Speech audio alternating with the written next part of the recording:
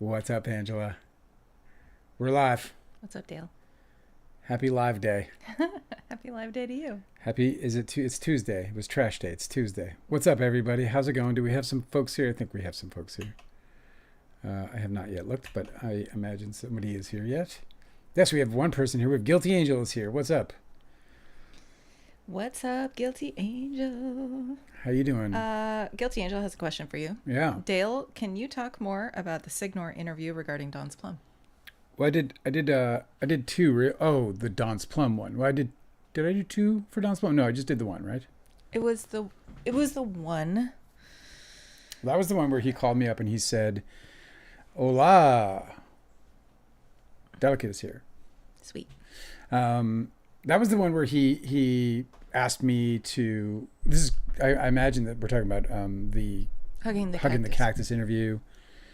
That was before your book existed. So I didn't know the extent to which he had been Me Too'd or canceled or whatever. I did not understand all of that until recently, actually.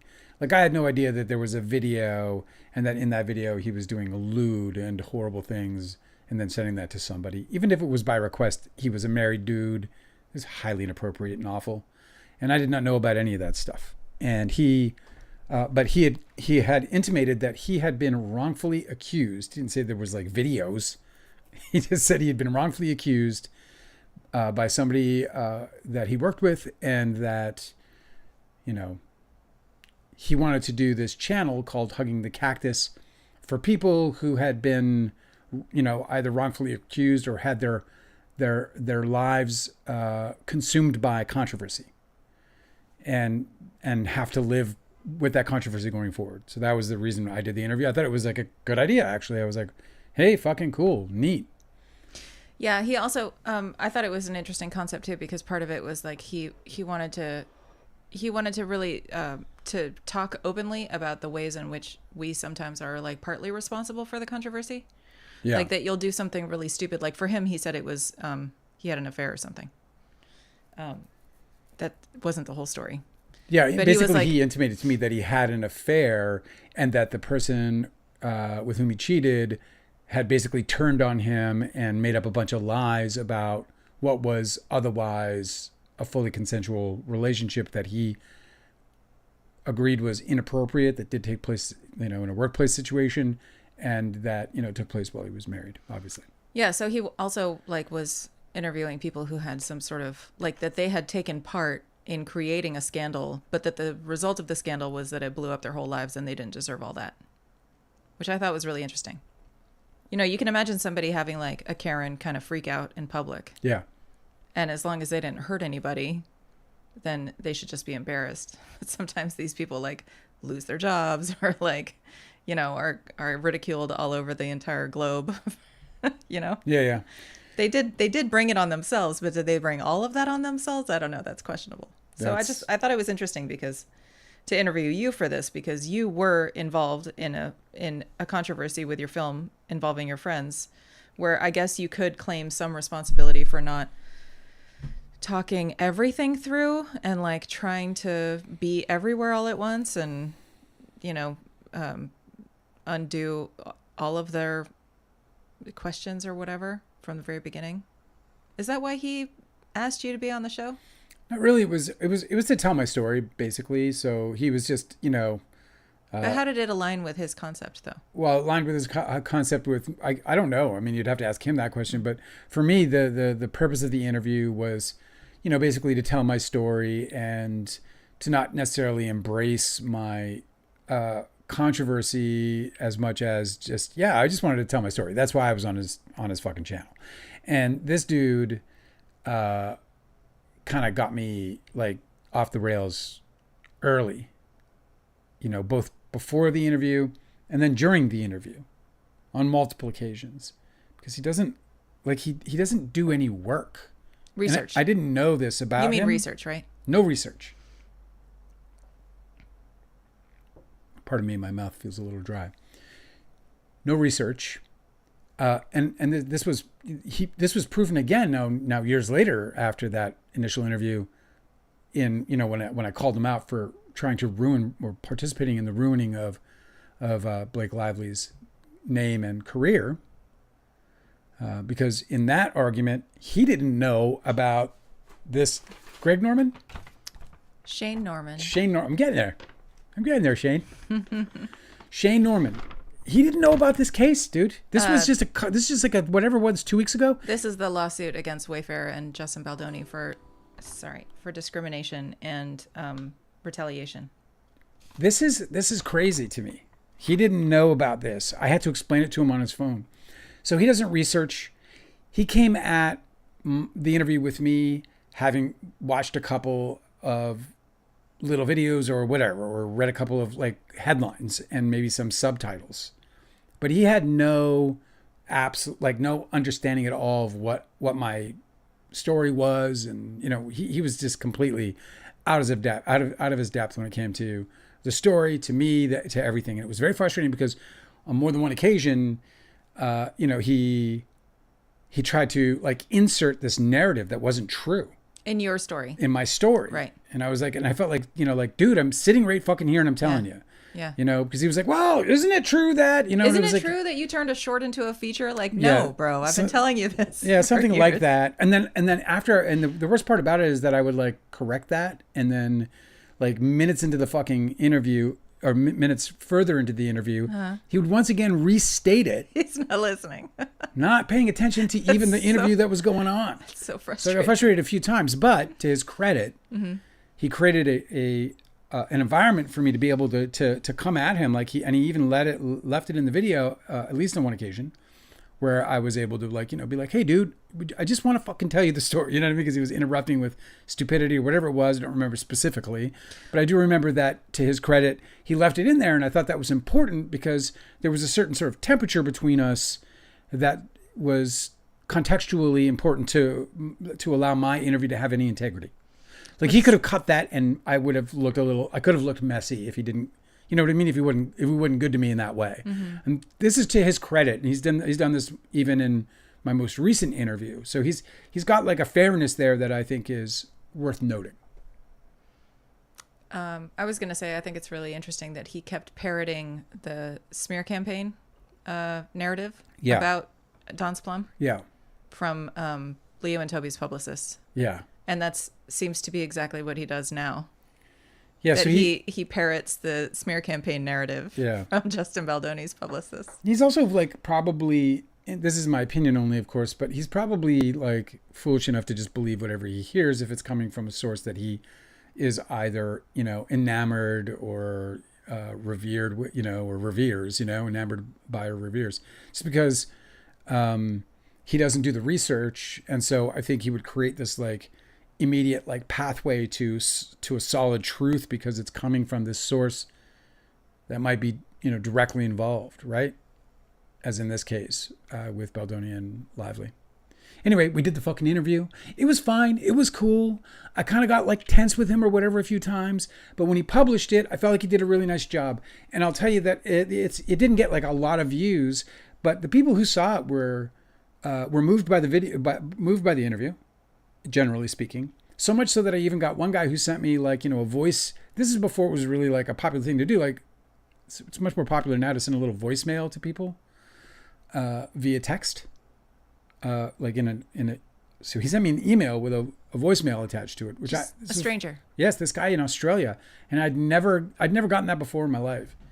It was rad, actually. That is cool. He was talking about how sincere he felt like I came off, how believable my story was to him, and how that has compelled him to, at least support me, in some way. So, yeah. I am. Guilty Angel said, Signor questioned your relationship with Leo and Company. I don't know. Yeah, I don't know what that means. What you mean by that? I do recall that he was like, "Oh, okay, so you were hanging around them because they were big horn dogs, and you also wanted to be a horn dog, so you guys would like go and hit the clubs and try and get laid." And you were like, "No, man." Is that right? I don't remember that. I recall something like that. Yeah, that wouldn't surprise me if that was true. But I mean, that's kind of the thing is like, you're like, not at all, man. Even if that's not entirely accurate, because I don't remember anything. So if you say so, but and not to contradict your memory at all, but I just have no memory of it. But even if that was the case, that's really like on point for him, because that would just be him like taking the path, going down the path and staying on the path. you know, and unless, you know, something needs, unless there's something that like kind of needs him to get off the path, like an opportunity with a publicist, more clicks, whatever it might be, Right. he'll just stay where he is because it's like safe zone city. This is my opinion of him only, and it's definitely a limited point of view. I mean, I have not followed the guy around. I never like hung out with him for more than the interviews we did and some before and after. I think it's really typical for like somebody who wants to write about DiCaprio in his younger years, wanting to put everybody in the box of like, oh, you were a member of the P posse, right? Like, because that's their angle. Like, I'm going to write a story, or I'm going to report on a story. Ex-member of the P posse. Yeah, from the inside of the you know, exclusive P posse. And you're like, I don't know what that is. Well, you know, and look, I mean, obviously I know, you know, about it and I know where it came from.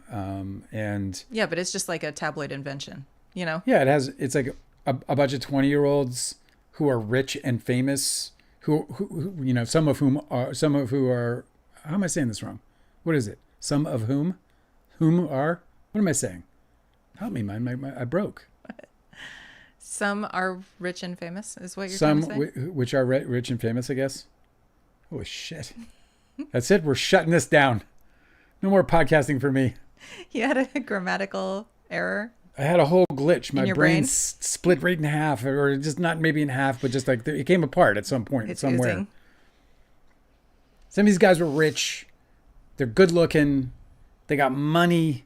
And they like to go to clubs. And they're in their fucking early 20s. And people are like, the P posse? Like, yes. I suppose everyone I knew who was that age was in a P posse then, because absolutely no one that I knew and hung out with wasn't in pursuit of some kind of relations, you know, or at least widely open to them should they come across their path, you know? I think it's a little weird whenever you see like a group of young dudes who are so focused on dating women, but you only ever see them hanging out with each other.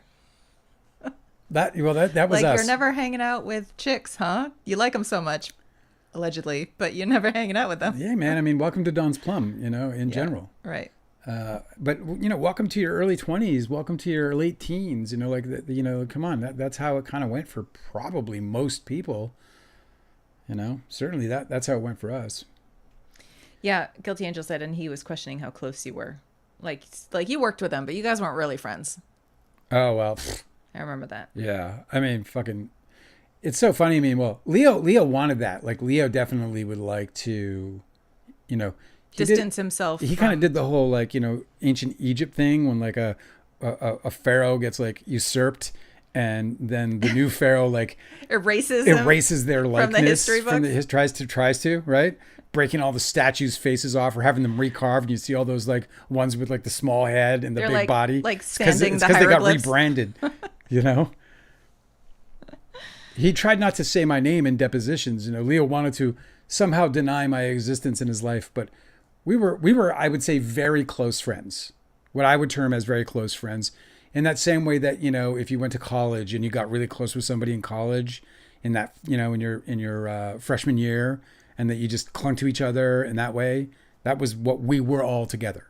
We were like a band of, you know, college kids who found each other, you know, in a class and never let go. Do you know what I mean? So we were very close. You know, I described for people a little bit about what happened to me and Jeremy in the book, me and Jeremy Sisto. But like Jeremy Sisto came to my apartment one day, and it was like two bros fell in love in that moment. Like, it was a wrap. Do you know what I mean? We just connected in the deepest possible way, and we became inseparable from that night. You do that to people. Well, I don't know. You do this to me. You make me out to be this thing. I don't know. You say that. No, I think that you just have this. You're like, maybe it's because of your like astrology of your moon in your 7th house. You're very like, you connect easily with people, and closely with people. I think people know. But like, this happened with me and you. Like, any relationship that you keep, I think you always tell the story that it starts out that way. That it was kind of like a love connection in the beginning. I think like if that's true to any degree, it would be that people can sense then that I'm a safe friend. Yes, this is true. I think that would be the if I put out any energy whatsoever that might be interpreted as kindred or anything, I because think I'm not that kindred guy. Like I always envied those guys. That was Ethan Suplee, you know, the kindred guy who like sits there and like everybody fucking loves, and he's got a jolly little laugh, and he's got like the perfect like little like two-liner kind of sense of humor that just goes with everything. And well, you're really funny, but you're darker than like, jolly. yeah, but I'm like intense. But the thing is about you, I think that people will really gravitate towards is that you're genuinely interested in people. Yeah. Like you're genuinely like a big fan. You want to learn about people. You want to know people. And I think everybody just kind of, I think that's magnetic. Is there a problem with my sound? Are you guys having a problem with my sound in TikTok? Or, I'm sorry, in YouTube?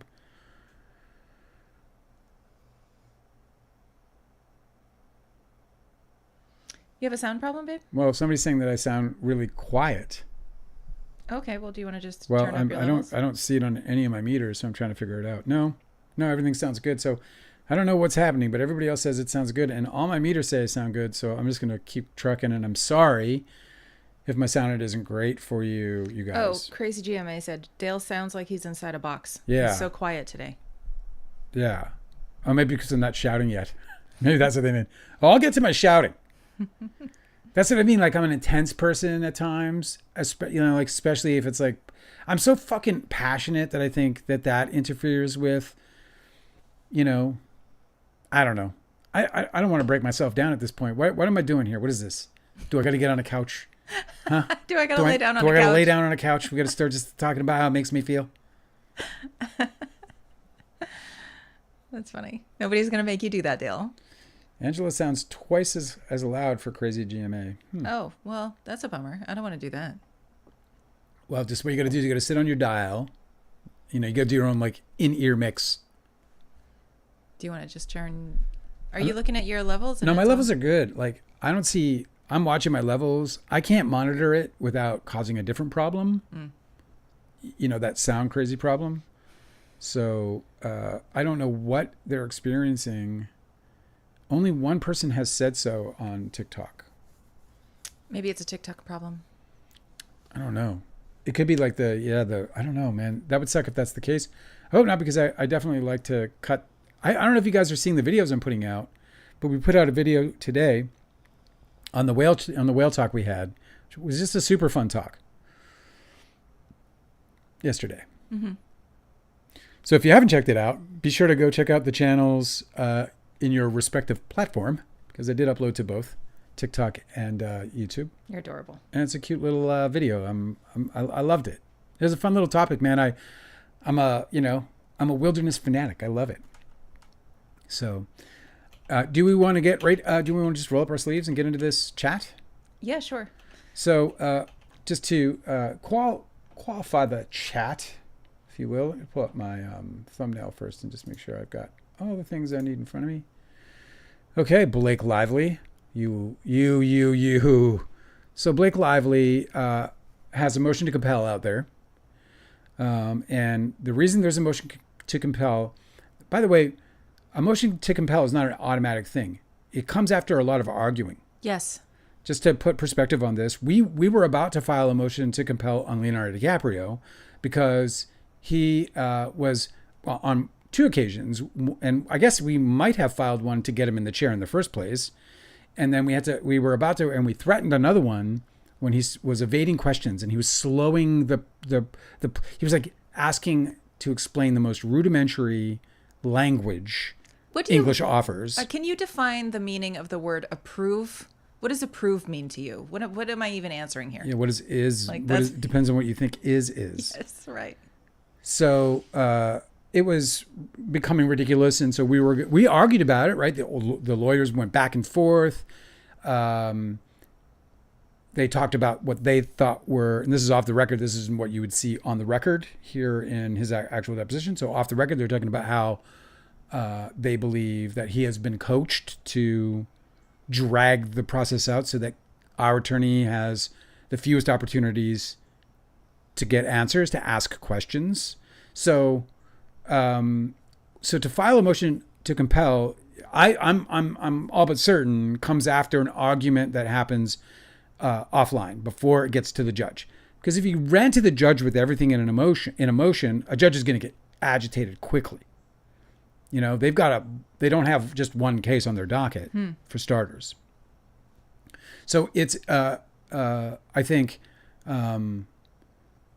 incumbent on the parties to try and sort this out before they file motions to the judge. So they're supposed to file motions to the judge that are problems that can't be solved between the two.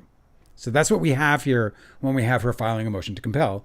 That is an indication immediately that something isn't right from her perspective. There's been many of these. This is now they've compiled all of the motions to compel in one document, probably trying to make a point about like how these people are just not operating in good faith. Correct. But we've seen a bunch of motions to compel on these same things before, you know, like it's been going on for a month. It's been going on for a very long time. I caught up in little comments there, but yeah, it has been going on for more than a month, I think. Yep. Mm-hmm. So, and I mean, look, there was an anticipation it was going to happen. And so one of the good folks on Reddit, I'm sure you'll credit them, they put together a nice little document that's telling us what she got and what's missing from what's been, you know, sort of filed and revealed. There might be other things that we don't know about just yet, but this is at least what's out in the open in terms of the communication to the court. Do you want to share with us? This is from Admirable Novel. Compiled all of this, did a really great job. Thank you. Per this filing, the Wayfarer defendants have not produced at least 25 documents or communications that were included in their second amended complaint. Yeah, that's another thing. Is like they had an amended complaint that has since been thrown out. But the lively parties are like, yeah, you referenced a bunch of stuff that you said were evidence in there, and we haven't even seen it. Can you guys show us that? Like, where's that? You showed it to the court. Like, it must exist, right? Right? The Wayfarer defendants admit also to communicating on Signal, but they haven't produced any Signal communications. I thought Signal communications got destroyed after they're finished. I thought that's the whole point of Signal. Yeah, but this is really interesting. So they have submitted evidence where they are talking over Signal chat. Let me just pull this up. Like one of these says, I'm sorry, it's taking so long. It's from Melissa Nathan to Jennifer Abel. And it says, can I start a Signal thread with you, me, and Jed Wallace? Just in case you need him to connect you to Brian because they're very close. And so, and this is Brian Freeman. Is that who Brian is? Yeah, that Brian with a Y. And so this is on August 13th, 2024. So that's right in the thick of it. Yeah. Yeah. So the Lively parties, I mean, Blake Lively's attorneys are like, yeah, we're gonna need to see those. Yeah. I mean, well, yeah. Again, they should have just been included. They were already offered to the court. Mm-hmm. You know, as far as preliminary evidence goes, or you know, their complaint goes. Yep. Another thing is the Wayfarer defendants have an omnibus privilege log, so it lists all of the things that they can't produce because it's privileged. Like, maybe you could explain this better, but if you're communicating with your lawyer about your case, that's privileged, and you're not made to share that information. But however, there's a single communication here that includes their now counsel. It's a September 16th, 2024 text, a message chain among Jennifer Abel, Justin Baldoni, Jamie Heath, Brian Friedman, the lawyer, Hanks, who is the Wayfarer HR representative, mm-hmm. Melissa Nathan, and Jed Wallace. And Jed Wallace is not being represented here. So his inclusion in this text means that it's not privileged. Well, because why would you be sharing privileged information with somebody who's not even party to the case? No, it's not privileged. The minute that there's another person there that isn't in, it's immediately not privileged. That's right. So there's no question. So but that is being to even add to that is, I'll bet he wasn't representing all of them at the time. Well, of that text, they would know that, and that nobody said that that's the case. They're not going to say it. They're going to be like. Well, they need to explain. Right. So I'm just guessing on the fact that they hadn't decided, that Friedman hadn't decided to represent all of those people all at once. That message is, well, if he wasn't representing them at the time, if he's just considering representing them, then this might not be In privileged. September 24, In September 16th, 2024. let me ask you something. In September 2024, had Blake Lively filed a lawsuit against any of them? Nope. So then they're not represented by him. That's right. So there's no privilege there. They're saying that this message, this text message chain with all these people is being withheld as, in quotes, communication relating to potential engagement of outside counsel under a claim of attorney-client privilege. But that privilege assertion fails. There's no way that's going to hold up if there's no way that. So why are they withholding it? You know what I mean? Like, that's the question. Like, what's in there? That's very interesting. It really is very interesting because you never know. Like, I wonder if they might find that Brian Friedman, with the help of these publicists, talked about how he can, through using these legal procedures, like filing a lawsuit, could be why he explains things. It could be how he explained why they should just file an actual lawsuit as opposed to filing Mm-hmm. Well, we just saw that Melissa, Nathan, and Jennifer Abel, that they were talking about having a signal chain with Jed Wallace about Brian Friedman or involving Brian Friedman because they know each other really well. Yeah, but I'm just spitballing in terms of what, right. So I'm spitballing that conversation. Was in August. That conversation could be very much Brian Friedman talking about how he can use the law to further their cause. Yeah, their PR. How he becomes a tool for the PR mandate that they already had. Okay, continuing. Even assuming that each of the non-lawyer participants in that communication reasonably believed they were consulting with Mr. Friedman for the purpose of obtaining legal advice, the communications were not confidential for the simple reason that each of the non-lawyer participants was communicating on a thread with others who did not share any common legal interest. Right. So what's super interesting about this is that the filing is saying we need to see these. It's kind of like a little tricky, like a trick question move. People are assuming. We don't know. Mm-hmm. But it might be that Blake Lively's attorneys are like, hey, so we noticed this communication should be opened up and not privileged because these people are not aligned in their same interest with the attorney in consultation. Okay. Yeah. And that would force the other parties to be like, no, they are, which would be kind of a gotcha. Right. Because they're not supposed to be. No. So they're kind of stuck. Like they have to withhold it and keep it confidential because everybody's involved in this confidential conversation, which they're not supposed to be, or they have to release it because that's not the case. It's going to be interesting to see how it all goes down. Okay, I'm excited for it. So much more. Keep going. Nathan and Abel pushed Baldoni towards hiring Friedman. This is strange. So that just puts a stamp on it, doesn't it? But that's presented as a heading, and it says to the contrary. So let me see this. Okay. To the contrary, it was Nathan and Abel who encouraged Baldoni to retain Friedman in August 2024. See Exhibit 20. Nathan and Abel's presence on these communications served the Wayfair defendants' media strategy and destroyed any claim of attorney-client privilege just as much as the presence of Mr. Wallace. Okay. I thought Mr. Wallace was the guy who was going to they can't have retroactive privilege, dude. Yeah, I know. And Nathan and Abel were not being represented until the lawsuit. Yes. That's really interesting. Okay, so their involvement excludes them from privilege. Okay. Next thing.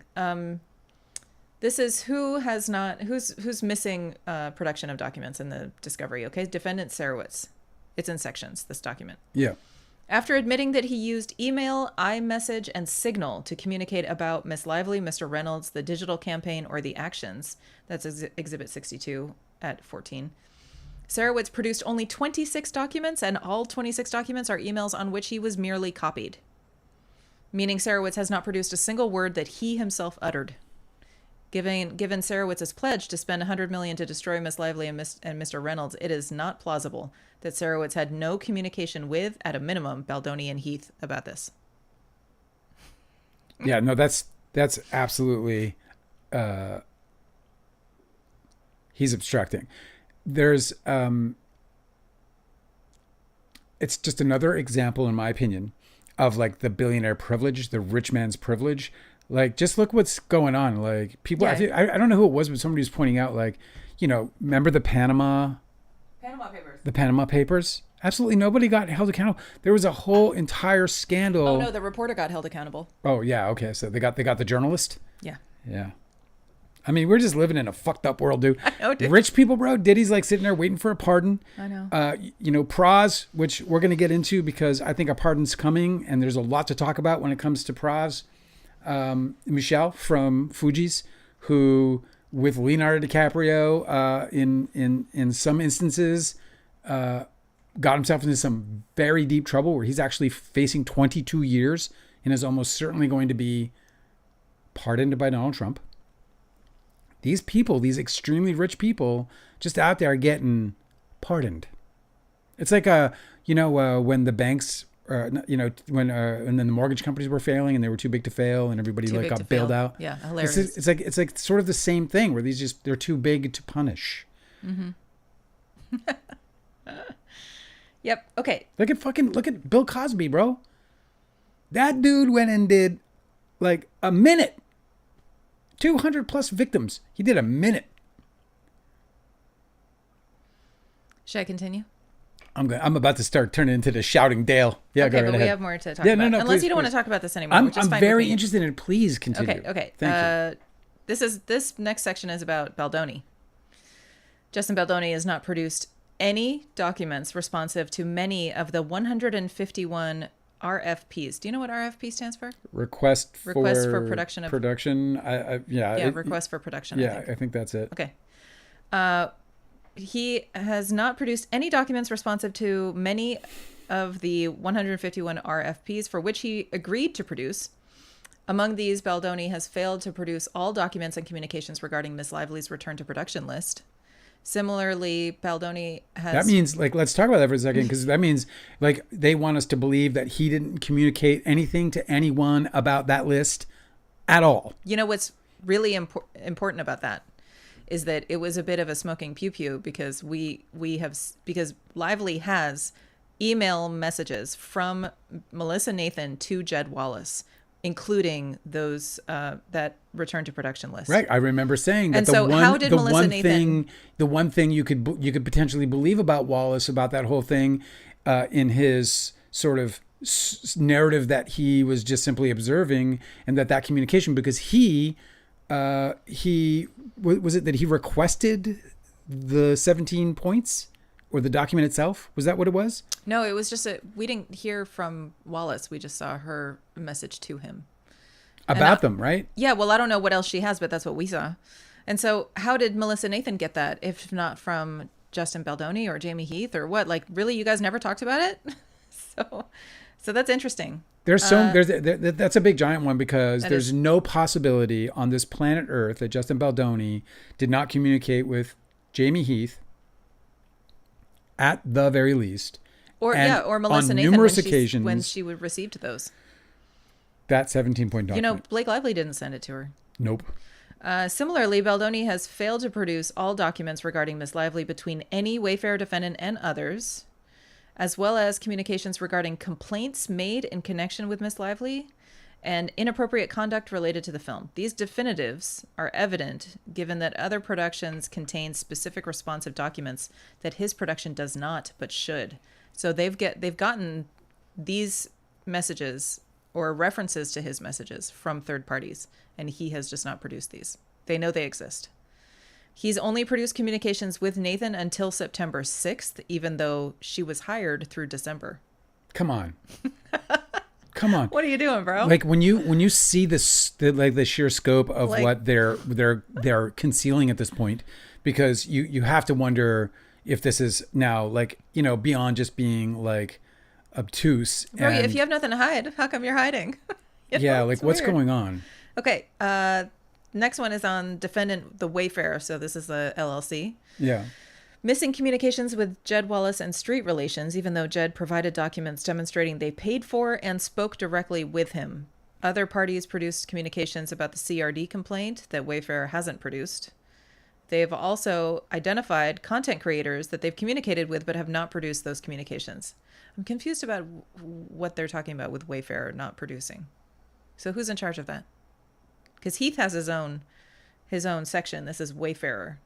Right. Well, Wayfair, obviously that's an entity. That's people must be doing this. Well, yeah, I don't know what it obviously covers some kind of an umbrella of communication. Yeah, weird, right? They've not produced. Excuse me. I'm sorry. They've not produced any communications around the protections for return to work document. They've not produced all documents and communications concerning services provided by Tag, Able, and Jonesworks. Wayfair's only production includes text messages with Able discussing press opportunities, interviews, and Baldoni's dresser. So like completely mundane, presser? Probably presser. Daily press recaps, general marketing plans, and Tag's engagement letter. But they've not produced any documents concerning the complaints of harassment or workplace misconduct, that's just incredible since they admit that they exist in their own court document. Like Baldoni's own complaint, his timeline and his amended complaint includes her complaints. It's weird. The only item provided included text messages by the president of Wayfair asking for the name/contact of the company we used for SH training videos. Oh, so the president of Wayfair is asking, can I get the contact for the company that Wayfair uses for SH training videos? Based on who's asking? The president of the Wayfair is like, hey guys, can you just send me the name of the contact for the SH training videos? They had training videos? Yes. Yeah, they had did they not watch them? They had like regular workplace like HR. We had to watch them. And you had to it was all on a computer. You had to fill out a little quiz. Well, no, as you go through, you had to you'd watch a video. You would watch this video, and then at the end of the video, you had to answer 1 or 2 or 3 questions about the video, or maybe it was just one about the video, right? So or it'd be like a multiple choice question.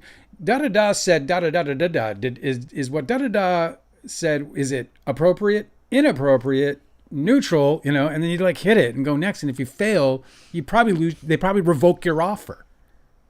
I have no idea. Anyway, that's all that they produced. Based on other third-party communications, Wayfair received similar questions and even a complaint about harassment from others almost a year earlier. Film footage, 100 terabytes of raw, disaggregated film footage with separate audio. Wayfair have not produced its personnel policies and procedures, which would include employment manuals and human resources policies, as well as insurance policies. Okay. Right. Well, this is super important, obviously, because if they don't have that, that's a big problem. It's a big problem. And once again, like we talked about, if as soon as they got that first complaint, if it was an SH complaint, all they needed to do was contact the CRD. And you would think that, Sarowitz would have a software for that. You could just yeah, that's how he made his billions. He's a HR software company. I would imagine that the whole point of having HR software is probably that you're piping in all the regs. Yeah, there's probably some resources in the software. All the regulations probably come in. Oh my God. So you probably just have to type in because it's HR after all. So my guess is if you just typed in the words appropriate to the complaint into the software, then Mr. Sarowitz has made that has made him a billionaire. If you just put that in there, maybe it spits out a little how to fucking sort it out, mate. We don't know. Okay, this next part is juicy. Are you ready? Yeah, juicy. Okay. This is about Heath. Okay, so Jamie Heath has failed to produce entire categories of production. Examples include communications with street relations that show he personally participated in the retention of Jed Wallace. He also did not produce the birthing video that he showed to Blake Lively.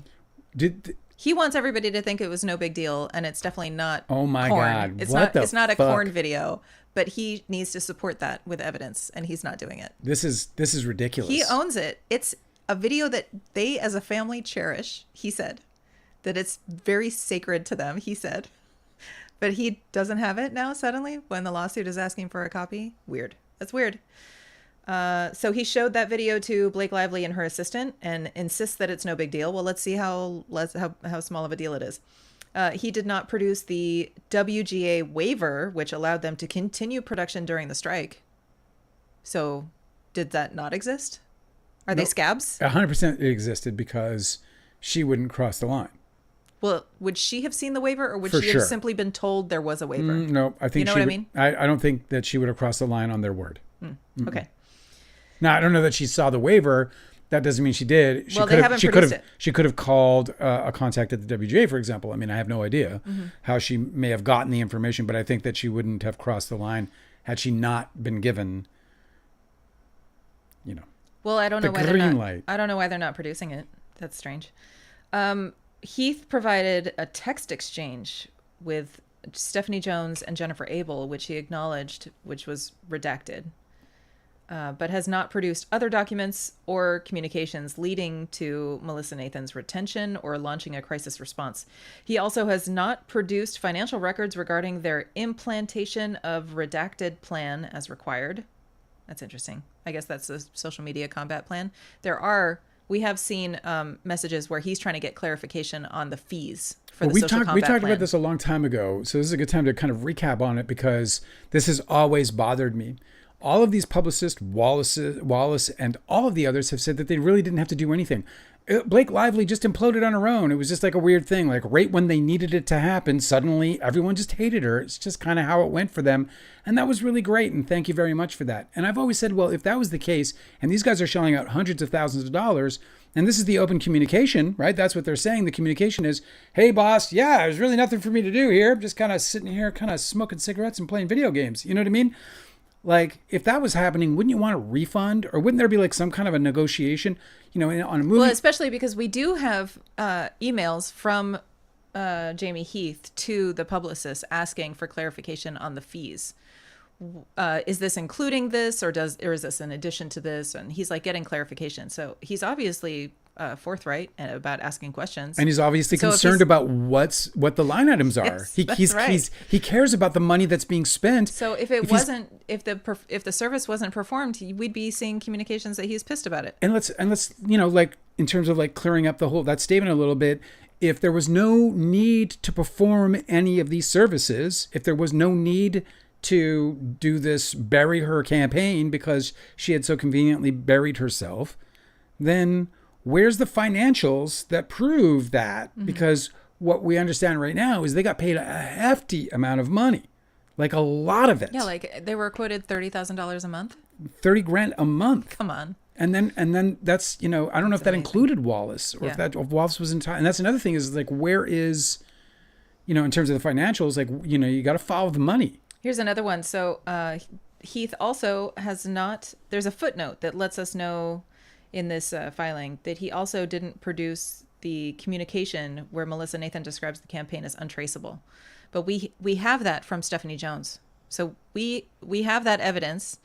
And there's a lot of these things like Blake Lively's attorneys are like, we know what's in these messages. We've seen these messages. That we're not getting them from you means you're withholding these and more, right? Like they're trying to corroborate claims. They should be getting them from all the recipients.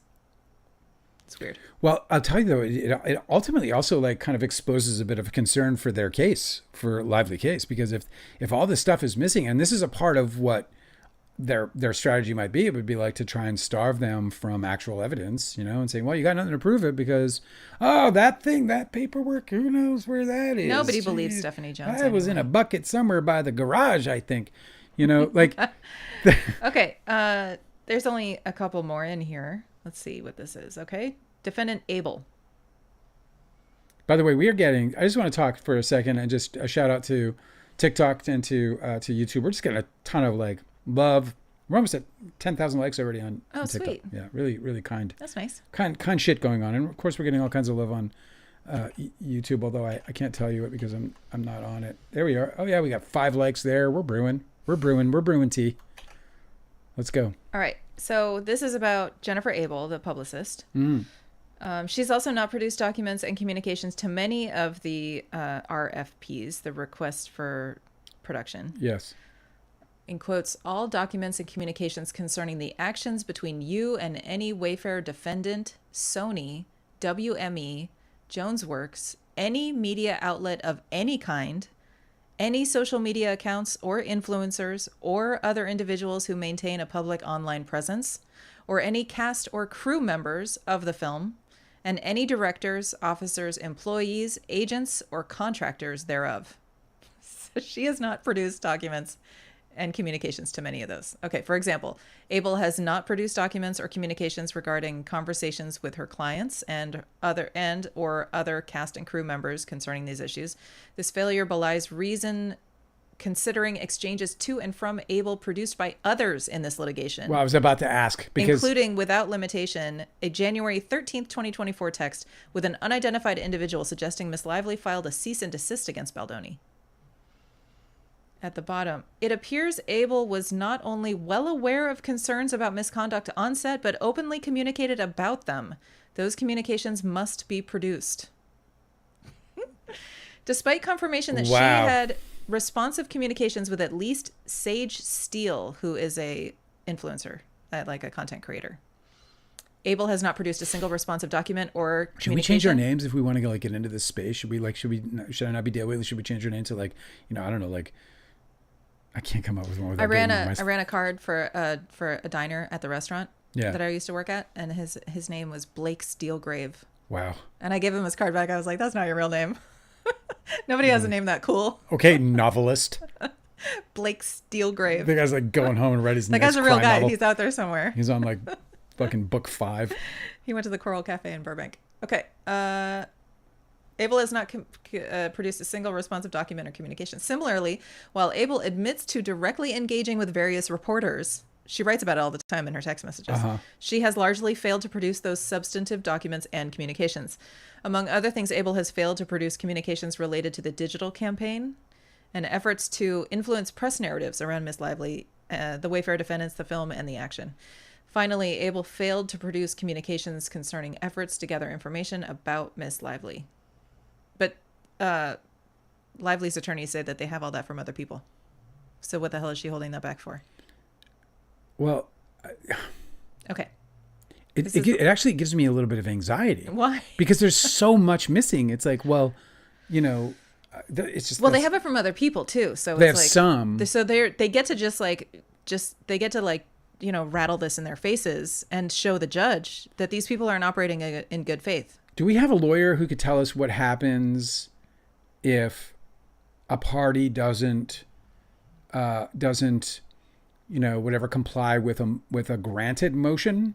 To compel. So if the motions are granted, or any part of them are granted to Especially the parties to whom to the parties involved, what happens if they still don't produce the documents within whatever time? These things about Jennifer Abel and Melissa Nathan describing the Jed Wallace's work as untraceable, or their social combat plan as untraceable, whatever. Right. It's all going to be organic and untraceable. So all of that is that has been the subject of motions to compel for a long time. I've seen that before. They've been looking for that. They have it, right? They have it from Stephanie Jones, but they haven't gotten from these guys. So they've been withholding that for a really long time. So I don't know if the other motions to compel have been granted and they still haven't obtained these things. Then I don't know what they're supposed to do. I don't know if you can make them. I wonder what happens. We never filed one. We never even filed one, let alone, had one granted, because in every threat, which is what drove me crazy with our case, because Ethan Suplee refused to produce the evidence that we said he created in media. In the lawsuit, his testimony, he says it was photos. My memory is that it was a video.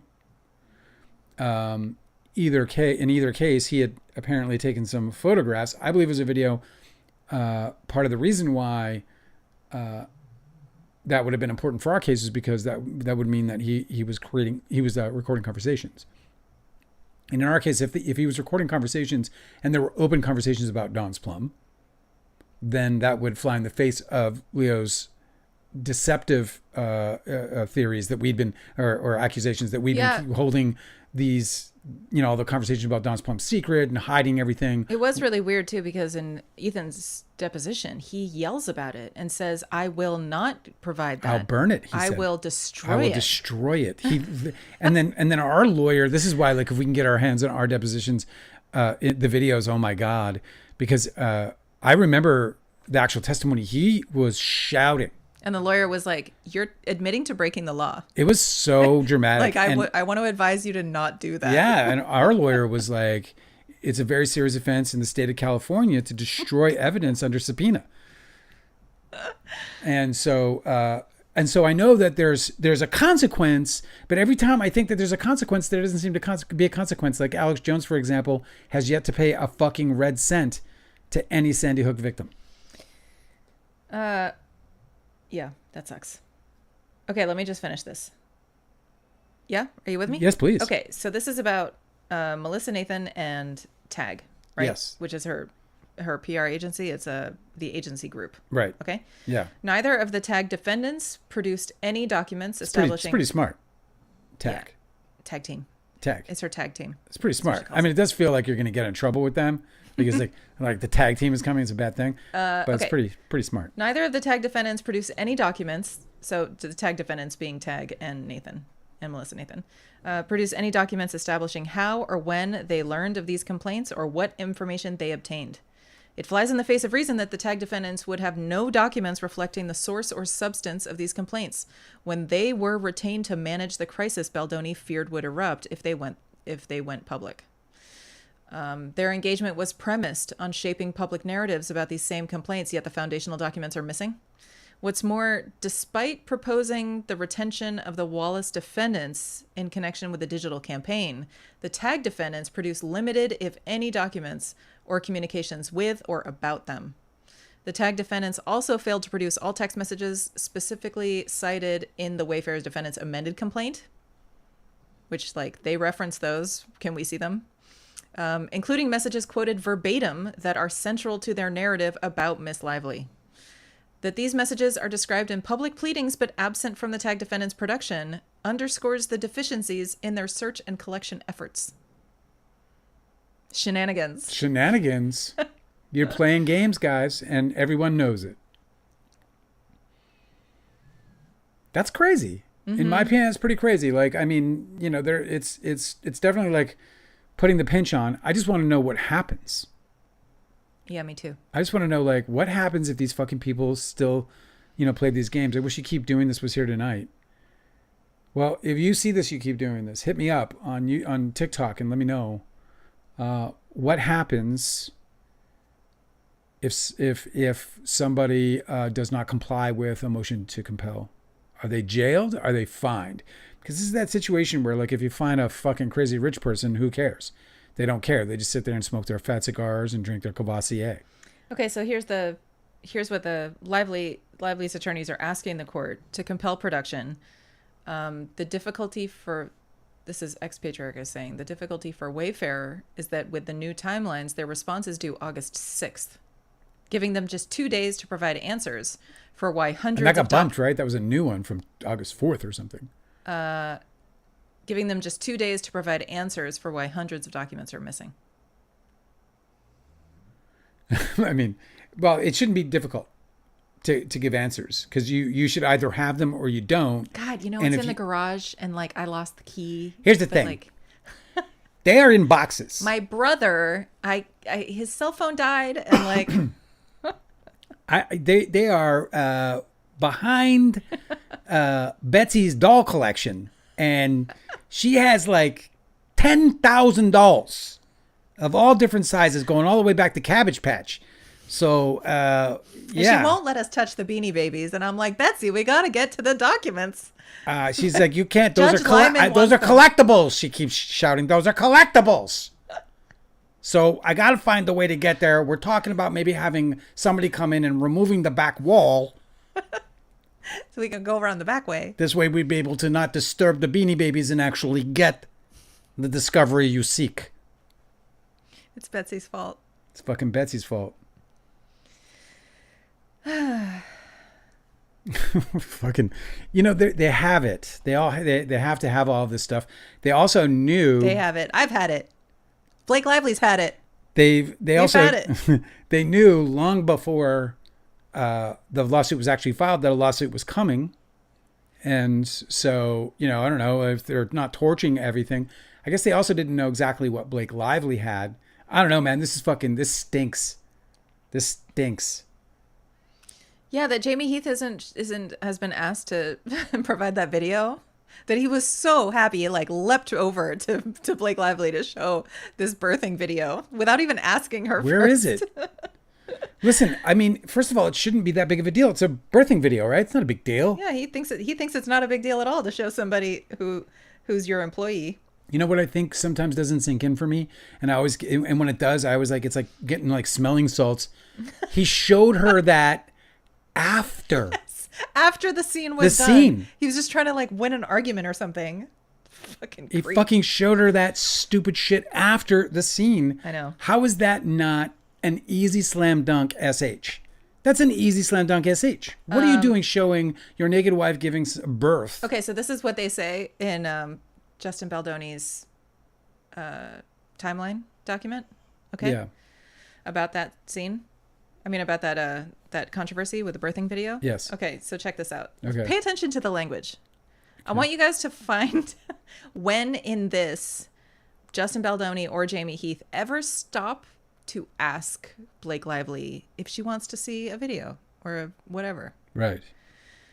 During lunch, as part of a continued creative discussion that Baldoni and Lively were having about that hospital birthing scene, Baldoni asked Heath to show Lively his wife's home birth video, stating to Heath that Lively had not seen one and was presumably interested in watching. Presumably.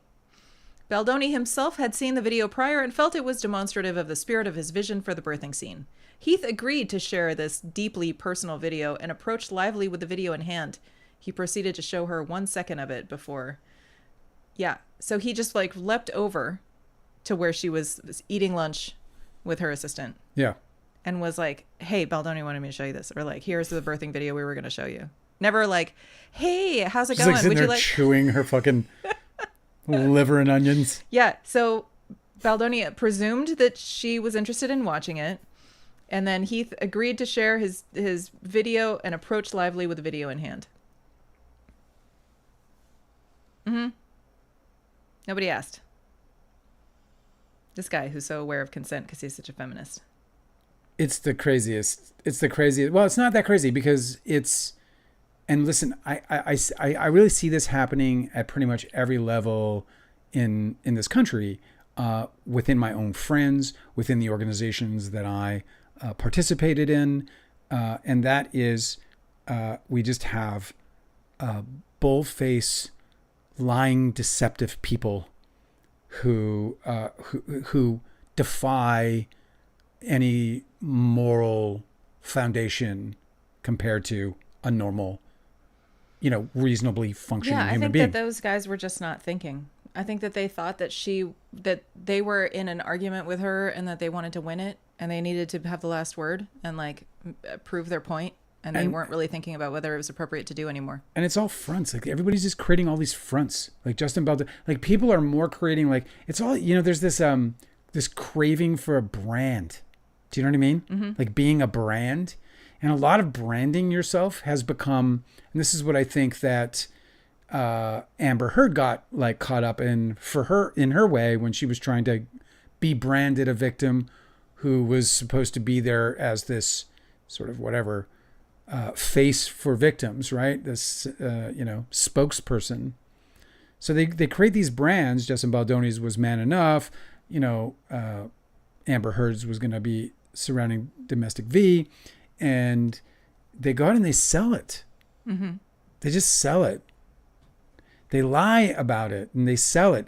Amber Heard, we know, because the evidence was presented to the whole world, that she said she was giving money that she got from the judgment out of the divorce settlement. And she kept it. She didn't. She lied about giving money to charity to further her brand. That's weird. All these people out there are caught up in this brand that I guess they think we want to buy. And I think that's a part of like almost a red flag, like there were so many people when this first broke out, they were like, what was that? They were saying specifically, feminists were specifically saying about like a red flag is when, a dude is professing his feminism, basically. Yeah, that if he makes it his identity, his whole personality. Right. Mm-hmm. Sorry to interrupt, but thank you. Yes. No, I don't feel interrupted. I was immediately inspired. Yes, he beware of the feminist male who makes feminism his identity. And I think that like that kind of goes across the board. Like beware of the environmentalist. Do you know what I mean? Who's making a brand out of environmentalism, right? Or trying to further his brand. Yeah, I've seen so many times where people are like promoting a new resort that's built with but like as an environmental, like an eco resort. Yeah. Ladies and gentlemen, I've found a way to save the earth. But I think it's because they use like low VOC paint in all of their hotel rooms or some bullshit. Like they get some sort of like, they put like filters on their water or Do they something. have like turtle paths? Yeah. No Do they have turtle paths? There's just no way, right? There's just no way that you can build a giant beachside resort and call it an eco-conscious anything. There's no way that you can build a beachside resort and call yourself an environmentalist. Right. But that's what Leonardo DiCaprio does because he sells a brand. Mm-hmm. And I'm bringing him up not just because I find him to be a loathsome creature, but just because he is one of those guys who I think overtly sticks shit in your face and tries to make you believe in this goodness that he has.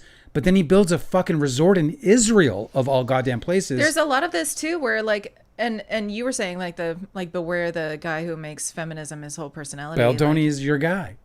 There's a whole thing where it's like you encounter these people and you're like, oh, you think I'm stupid. Like you think I can be tricked just because you know some terminology or some shit. Like you think that you could like use some fucking therapy speak or some like, you read like an article on feminism and now you feel like you can speak my language and you're part of my club and like you can trick me? Like like this whole thing about like, oh, building a eco-conscious resort or something like that. Like, you think we're dumb? It's so like, insulting. It is insulting. It's profoundly insulting. Yeah. It is. It's like, profoundly insulting. And like you just really think that you're smarter than everybody. Yeah. And it's just like and they it's like they look at things in numbers the way that politicians look at our lives and the loss of our lives as like a statistic. They're like, oh God, we're losing this many in war and this many in disease and this many in these other things and whatever, and we're just this statistic. And I feel like that's how guys like DiCaprio take all this other shit on. Do you know what I mean? Mm-hmm. It's all just it's like billionaires who keep score with their money. Yeah, they're not actually earning money because they need to earn money. Elon Musk just got $20 billion again from Tesla. They just gave him another $20 billion. The stock has tanked in the last year for all the antics that he's shown, and he's getting rewarded with useless $20 billion. There's no purpose for that $20 billion. It serves no purpose in his possession. And it's almost $3,000 per car sold, going directly to Elon Musk. But somebody who was like smarter than me was like coined a term. I think it was like a con artist economy or something, where like all of these like high level con artists are only doing business with other high level con artists. And so they're just like constantly rooking each other. Yeah. And they're like, there's no loyalty between them and they're not actually building anything. They're just conning each other. Yeah. And so sometimes you encounter these like major failures and you're like, wow, how could these people, these like captains of industry, like let this happen? And it's like, cause they're all cheats, cause they're all cons. Yeah. And they've all just been like upholding each other. And it doesn't take much, like just a tiny little crack for the whole thing to collapse, Yeah. I mean, it's the same thing with the politicians. They all do. They're all in bed with everybody. They're all like sleep. The reason why you see, somebody like President Obama hucking it up with Donald Trump at Jimmy Carter's funeral is because they're all in it. The reason why the Epstein files aren't open is not just because of Donald Trump. It's because it has all of, the other side too. Mm-hmm. Bill Clinton's all over that shit. All over it. I guarantee you. I bet you he was there more than Donald Trump. Well, I had some more things to say about this lawsuit, let's but keep I don't going, know man. if we let's can go. get back. No, let's back to the lawsuit. You're on this other shit. No, I'm not. I'm talking about like people putting out brands of who they are and using that brand either as. So actually a good segue because here they're trying to sanction Brian Friedman. Okay. Because here he has agreed in court several months ago to abide by these rules. Right. So he's pretending he is something that he's not. And then he's been breaking these rules the whole time. So Blake Lively's attorneys have filed a motion to enforce sanctions, I guess, on him. Yeah, they're Mr. Friedman to impose sanctions. Yeah, thank you. I don't really know how to say all this stuff. Mr. Friedman has violated New York Rule 3.6 and this court's order. Their argument is, in the 5 months since Mr. Friedman told the court that he wants to comply with Rule 3.6, and that he's certain he's just to put a zip on it, right? Basically, just to zip the lip and. I'll read it. It elaborates what it is. Okay, thank you. And that he certainly would stipulate to the professional rules of conduct. He has engaged in a press tour designed to damage Miss Lively's character and credibility. Specifically, Mr. Friedman has and continues to perpetuate 4 themes designed to undermine Miss Lively's credibility, character, and reputation.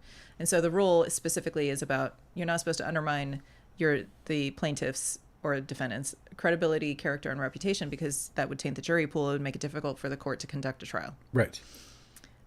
Miss Lively, number 1, is a liar who is afraid of the truth and cannot be believed. Number 2 is a person of bad character, namely a privileged elite and a bully who is manipulating the justice system, in contrast to Mr. Baldoni, who Mr. Friedman proclaims as a person of good character who should be credited and supported. A guy he opposed, by the way, in a legal dispute where Justin Baldoni was accused of stealing from a dying man. That's right. Yeah, where Brian Friedman was opposing counsel. Yeah. To Baldoni. So the number 3 of the 4 themes that Mr. Friedman has perpetuated to undermine Miss Lively's credibility, character, and reputation is she manufactured her SH and retaliation claims because she could not accept the public's organic response disapproving of her, ignoring, of course, that Miss Lively's retaliation claims are based on his client's own written words in dozens of texts and emails. Yeah. And number 4, that Miss Lively cannot be believed because her husband, Mr. Reynolds, made an appearance on Saturday Night Live. Each of these myths, standing alone, would have a substantial likelihood of materially prejudicing the adjudication of Miss Lively's claims, and when taken together, they reveal Mr. Friedman's willful efforts to use the court of public opinion to taint the jury pool, which is, against the rules. It's so interesting because that had, oddly enough, hadn't really occurred to me, and it should have, but it didn't seem to be like a real narrative going around. That, of course, being of a tainted jury pool. Nobody really was talking about that. And I really love that it's in this document because we have talked about how there's no fucking way this case is going to be settled. There's absolutely no way that. Yes, she wants a jury trial. And so what is the defendant's attorney does is go and try and taint her ability to have a fair jury trial. Wow. Because he wants a settlement. Right. So I hadn't even thought about him tainting the jury pool, which he has most certainly done. Incredible. So I don't know. I think this has legs. It's pretty crazy. It's pretty crazy. Like, I think that, I think there was like a bunch of shenanigans. I don't know. I don't understand how in just recent years, how it seems like everybody just is like overtly criming, like just right out in the open. Just people just do it. They don't care. They lie to your face. They gaslight you. And I honestly thought like we were moving into this information era where it would be, progressively more difficult to evade truth, to evade fact, because cameras everywhere, witnesses everywhere. Instead, it's actually gotten worse. I did not and could not have possibly, or otherwise I'd be, a really, really rich dude. I could not and did not, anticipate that they would be able to like sort of gather them up in pods and program them into machines of propaganda and lies, and then create armies. They show up in our comments. I barely even talk to them still. Like, that's even amazing that you say create armies, because I'm sitting here thinking about the this is really predicted, right? The astrologers have been talking about this phase of the global world, like right now. Everybody's dealing with this because Saturn, which is known for governing hard barriers, the truth of the matter, realism, pragmatism, Sure. It is conjoining with Neptune, which is known for like fantasy and delusion, Enigma, and conspiracies, and sort of like subliminal messages you can't really logically understand but get a sense of, which makes people suspicious and kind of paranoid, you know. Those two conjunctions, I mean, the conjunction of those two very opposing sort of energies is going to create the situation where we don't understand what is real and what is reality. And it's all happening in the sign of Aries, which is, you said, build an army. Like Aries is very like martial energy. It is. It's where you build them. Where all of this is going to be used to attack people, to divide people. Yeah. You know, like one thing that Mars is known for, Mars rules Aries. One thing that Mars is known for is severing, right? So it's like all of it's going to be used to create division, create anger, create like, you know, a feeling of separateness. I just think it's really interesting that this was totally predicted. This is a phase that we're going through for like, I think a year, maybe longer, before those two planets separate. Yeah. It's fucked, man. It's gnarly. It sucks. And it's like definitely happening. We're seeing it right now. It's super fucking We're like, gnarly. so yesterday we were talking about this whale story. Yes. And I went looking for pictures. Yes. Because the marine biologists got a were couple like, of good ones, we by the way. have photographs. And every single, it was like, I saw 6 different pictures where I was like, wait, there's a seal and a humpback whale and an orca all having their face above the water. This is AI generated. Like, there's no way there's like barely any splash. Came out for a group photo. Yes. Dale's got his camera ready. Ready, guys? Let's go. Exactly.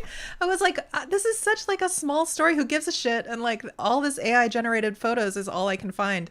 So finally I did find some, but it took forever. And I was like, God, it's like everywhere. You can't ever find just a picture to reference of the thing that you want to talk about. And I only published one of them in the video, but go check it out on your platform, man. I really like the little whale video, and give us a like, boost that content up a little bit. It deserves to be seen, I think. So here on the Such a Two great Real story. podcast, Here on the Two Real we're podcast, standing up for the truth, guys. we stand up for the. It is so hard though. It's like a Yeah. quagmire that you gotta like wade through, like pull the weeds and chop the, you know. It's like impossible to get to what the reality of a situation is. You know? It's wild, and I just didn't expect it to get worse. I expected it to get better. I thought it was going to become Not like, for a long time. I thought like, you know, transparency was going to be the thing that we couldn't avoid, and while part of that was true in terms of like a dramatic loss of privacy, what I didn't anticipate is that there would be such an that it would be rather easy to like bag large quantities of eyeballs and turn them into propaganda machines. Wild propaganda war machines. And you know, people just do it. Like, I don't even understand it. Like, I know I get it for doing it for money because, hey, times are tough, right? It's like, all I got to do is talk shit about a movie star and you're going to pay me. Speaking of which, I mean, I saved this story. I don't think you had a plan to talk about this. The rural town of Mooresville, North Carolina, is fighting Dale Earnhardt's widow because they have this enormous property, and she is trying to get 400 acres rezoned to build a multi-billion-dollar data center campus in the middle of this small town. Oh no. I know. And the residents are like, okay, Dale Earnhardt had this property as like a hunting retreat, right? Where it was like all just nature. And he was just being a country boy. You could just be a country boy in this rural area. All of these people are like, we live here because it's quiet. We live here because it's safe. They build one of these data centers, they're going to have to expand the highway. We do not want that. In our tiny little noise pollution is going to they don't want any it's of going to that. be an eyesore. It'd be I know. nasty to look at. Well, so Dale Earnhardt's widow Teresa is trying to have the property rezoned for multi-billion-dollar data center campus called Mooresville Technological Park. Technology what the fuck Park. for? The town records are showing that the rezoning request was filed by Earnhardt Farms LLC. The North Carolina Secretary of State's website shows that its only managing member is this lady, Teresa Earnhardt. I just don't get it. I don't understand people and why they got to be so fucking greedy. It's so crazy how greedy people are. I wish they'd stop. He used to hunt, and Dale Earnhardt used to hunt and fish on this land. And his oldest son is speaking out about it, saying, "My dad would be livid for his name to be associated with this title." Kelly Earnhardt wrote, referencing a news article, "Frankly, I'm ashamed our family name is involved in the request to rezone a community that is thriving as a rural residential/agricultural zone to be changed to industrial." God, and the worst part about it is it's North Carolina. She's going to get it probably because she's going to be able to buy it. North Carolina, I mean, not that there's any real safe place for things like buying politicians, but I just feel like North 400 Carolina, acres to be the home industrialized. of Lindsey Graham.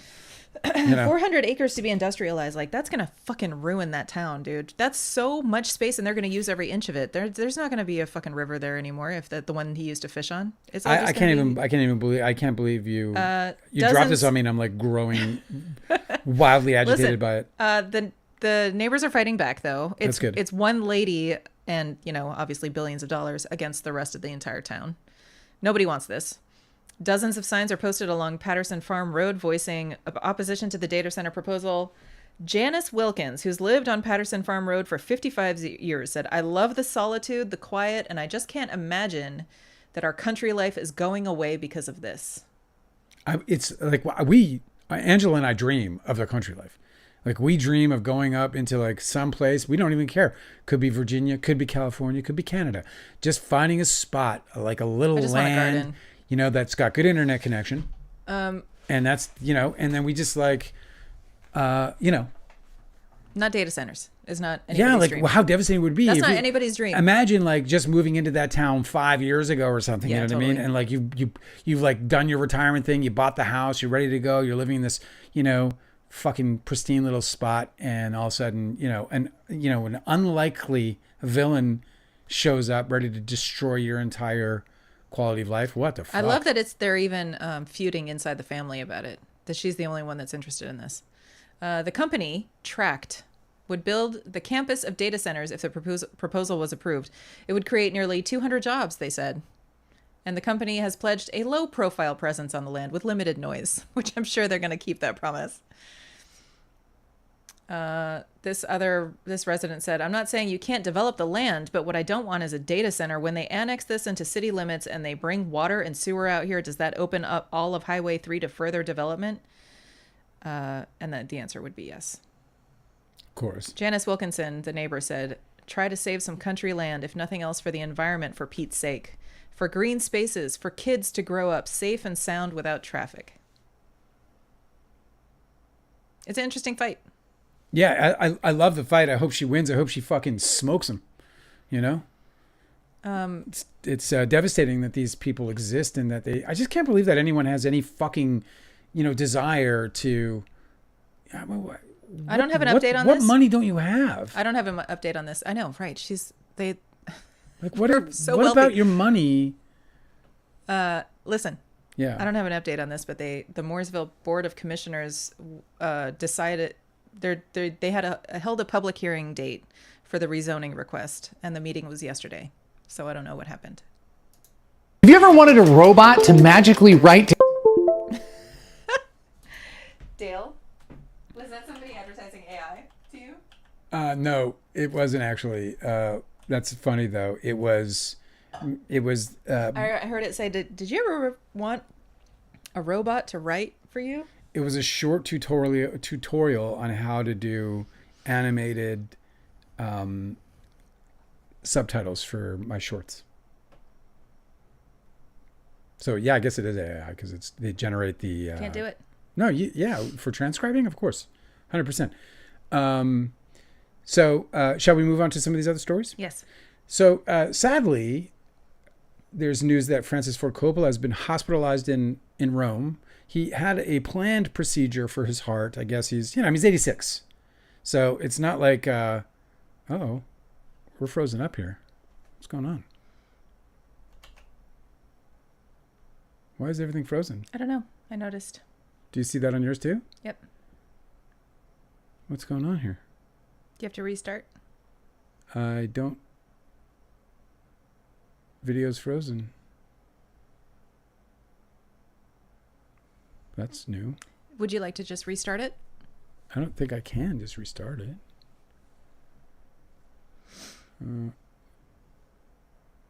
It's still frozen. Yeah, Guilty Angel said I came back in and it's still frozen. You got to do something on your Both end. platforms are frozen. So this is frozen. So, oh man. Okay, well, I guess I'll just try to re-go. Mm-hmm.